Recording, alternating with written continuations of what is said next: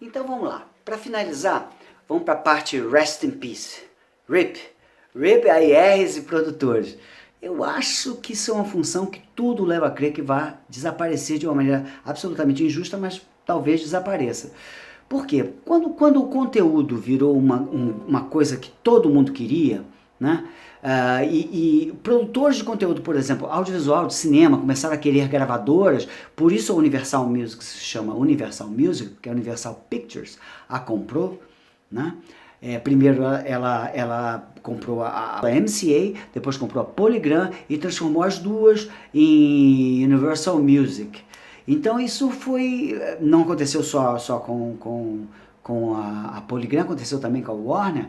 Elas mudaram de mão, já havia acontecido com a Sony, quando foi comprada pelos japoneses, a CBS foi comprada aos americanos pela Sony, mas naquele momento não era um interesse por conteúdo, mas a Polygram foi e a Warner também foi. O que aconteceu? Quando você coloca gente que não é de conteúdo daquele conteúdo para gerir conteúdo, você agrega esse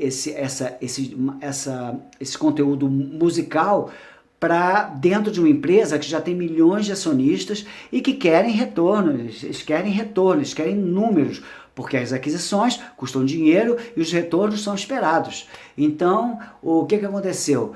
Houve um acompanhamento financeiro maior dentro das gravadoras, porque elas mudaram de donos. E os donos queriam os acionistas queriam as contas. O que aconteceu? Os financeiros se fortaleceram e o que aconteceu? Os criativos feneceram. Os criativos foram pressionados porque eles não podiam mais delirar, eles não podiam ter mais sonhos, eles não podiam mais realizar coisas onde o investimento era grande, artistas que tinham eventualmente algum risco, projetos que eventualmente tinham algum risco, os financeiros cresceram, os AIRs diminuíram, com o tempo eles foram pressionados e o AIR virou aquele ser que é simplesmente um cara que faz follow-up da entrega de tapes e tal. O artista passou a fazer seu próprio disco e muitas vezes o AR do artista passou a ser o empresário ou ele próprio, e o produtor ele próprio ou empresário. Isso é pior dos cenários, e a música toda caiu com isso por uma razão clara, ou seja, o interlocutor do artista passou a ser um cara que não era preparado para aquilo. Então, o que acontece? As viagens do artista ficaram ilimitadas e os erros também. Então se hoje a gente tem sempre mais do mesmo e os artistas têm uma vida menor, mais curta, é porque não existe alguém pensando a estética, pensando a longevidade da linguagem artística.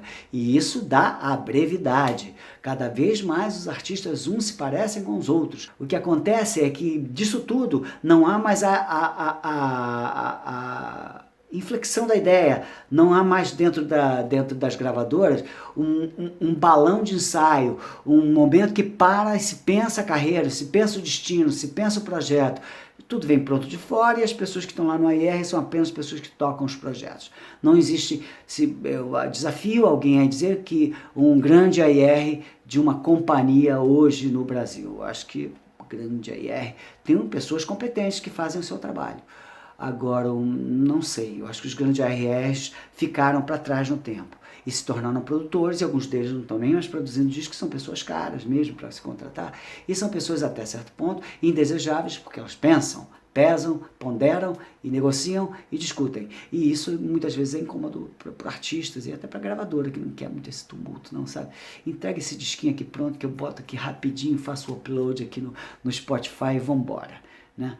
Então isso tudo contribuiu para o empobrecimento geral, de uma maneira geral, do conteúdo, a pasteurização do conteúdo, o mais do mesmo imperando, os financeiros mandando e a arte ficando em segundo plano. Para quem chegou até aqui, no Deus a Música, teve essa paciência e me deu essa audiência, eu agradeço. E se ficou alguma coisa por falar, fala aqui embaixo, porque agora estamos no YouTube, vocês podem mandar comentários e eu respondo com o maior prazer, tá bom? Deus a Música, foi um prazer estar com vocês. Tchau, tchau.